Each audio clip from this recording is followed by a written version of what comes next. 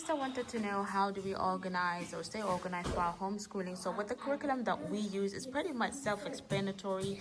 We are using the Good and the Beautiful homeschooling curriculum. This is my second grader's language arts book. As you can see, this is what this course is about. Very easy, very simple things that they would learn in school. They would be doing it here in this course. Very easy to grade. This is the language arts portion of it for the second grader. Ignore that, somebody scribbled on it. But as you can see, parent, when they're done doing the curriculum, when they're doing the unit, you go ahead and sign that off. There's an assessment that they do, and you go ahead and grade it based on this. This is like basically the transcript you can keep for your kids' progress. For the new unit, you go ahead, you do the assessment, then this gives you the overview of what the second unit is going to be about.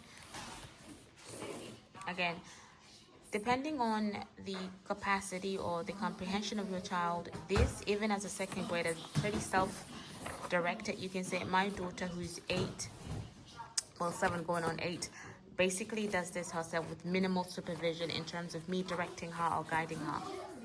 Just graded inside here, this independent practice. After that she's done doing it, I go ahead and take a look at it just to make sure, she is going on the right path.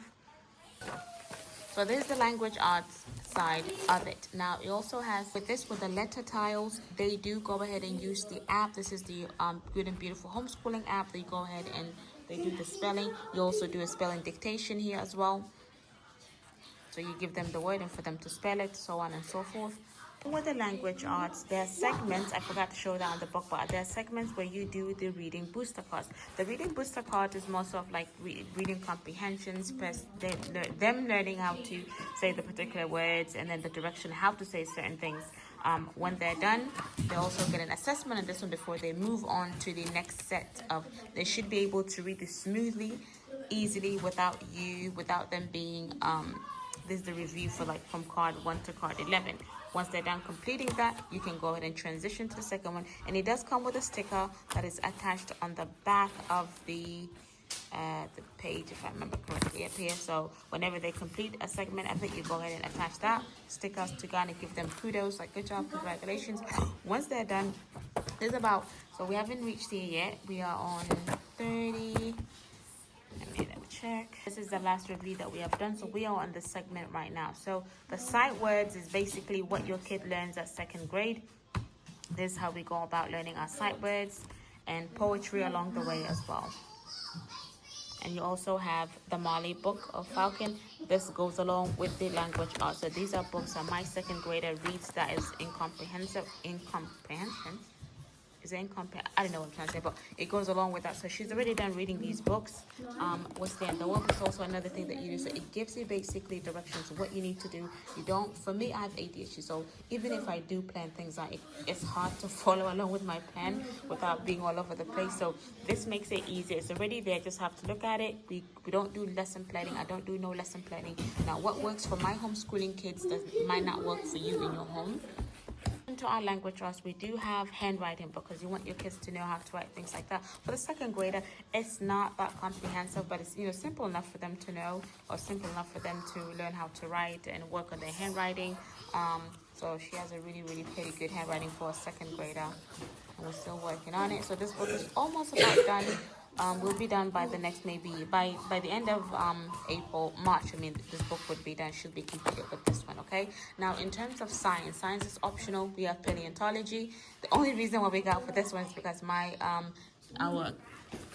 preschooler, our 3-year-old, he loves science and things. He loves dinosaurs, so we got this one. So, and everyone likes dinosaurs, of course. This is our science activity for the science aspect of it. Now you might be wondering, do we also have math? Absolutely we do.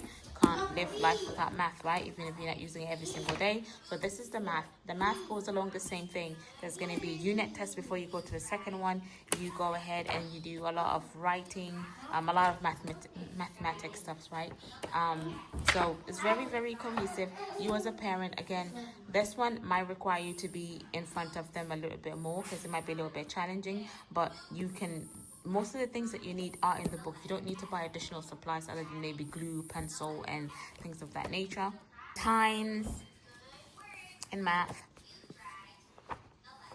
if you have a child that's on the spectrum, or if you have a child that has ADHD and or any other learning disability, I feel like The Good and the Beautiful book does a really excellent job, even for you as a parent. If you have any type of a disorder or disability, it makes it easier for you to hop along and help your kids.